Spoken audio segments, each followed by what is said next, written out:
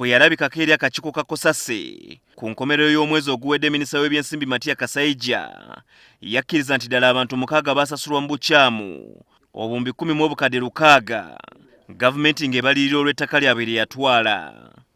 Wabula Kasaija akakiiko yakategeeza nti yawuddisibwa abakugu omuli yali omuwandiisi w'enkalakalya mu kiseera ekyo Minisita okukkiriza okusasula ensimbi zino omwaka oguwedde.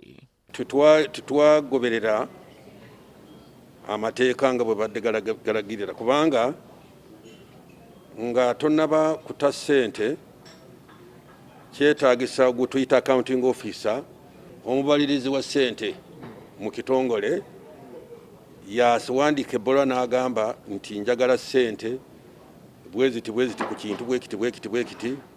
We are an accountability committee. Akakiiko bwe kasisinkanye Minisita abaka abategeeza nti mu kiseera abantu bano bwe basasulirwa teyali mu ofiisi kubanga yali mitala w'amayanja ng'ajjanjabibwa, era ng'omumyuka we Patrick Ocailap yalina okunnyonnyola ebisingawo. Ocailap bw'abuuziddwa, abaka abategeeza nga bwe yasasula okusinziira ku bbaluwa eyava eweeyali minisita w'ettaka mu kiseera ekyo ng'amutegeeza nga bwe waliwo ekiragiro kya pulezidenti okusasula abantu bano. When a cabinet minister initiates a letter in good faith, communicating a directive from the executive, who is the head of policy, we can do two things: reject it, or maybe request then the minister to follow what the law says. But in this case, we went ahead with the constitutional provisions that the executive is in charge of the executive policy formulation and execution, and we took it in that faith. Wabula bamutadde ku nninga alage ekiragiro kya pulezidenti mu buwandiike kwe yasinziira okusasula. Wano Ocailap alemeddwa era nakkiriza nti abantu omukaaga basasulwa mu bukyamu kubanga ekiragiro okuva ewa pulezidenti yakirabako. And he went ahead and acted based on what I am calling a rumor, because there's nothing to substantiate it.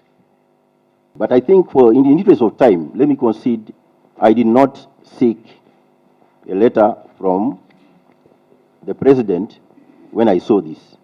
I did not ask for it. Why, Mr. Ocailap?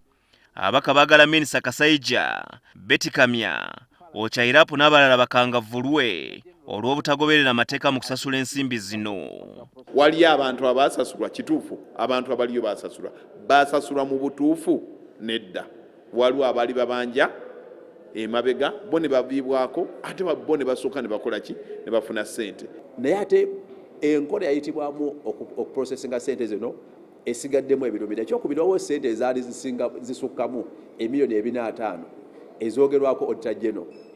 Bano tebazitunyonnyodde. Minisita bano ba PSST, former PSST n'abalala bagenda kubeera accountable 100%. Era tugenda kuleeta reporting enkambwe ennyo. Ziwa, NTV Akawungeezi.